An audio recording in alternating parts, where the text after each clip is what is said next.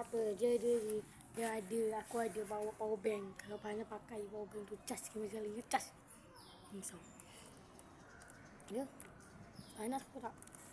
Dia kata kita boleh, kita tak boleh. Dia kata kalau satu. Dia jimat sikit ah.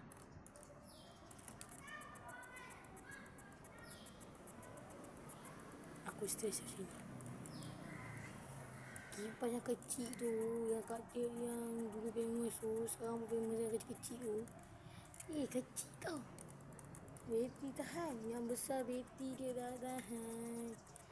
Aku stres aku nak cari begini. Aku beli lain.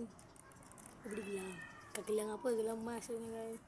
Ada gelang yang famous kat TikTok yang boleh corak ni orang. Macam tu. Itu dah aku tahulah. Tu aja lah gambar aku letak. Esok ni. Ni kena cap biar aku tak bunga nak masukkan ni. Stres. Berapa jam tu orang ni minta das?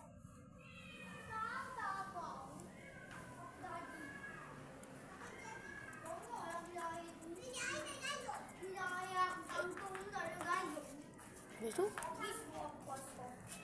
Puasa kedengar air kat situ. Okay, diorang dah siap bertandas. Si boy naik atas ni. Alia naik tangga juga. Lepas tu kita agak pergi tempat lain. Ni nak cas yang ni aku tak faham. Isha pegang je Isha. Ni kau pegang je Dia tu. Aku nak cas kat tu. Kita jangan kat Isha yang. Macam je dia.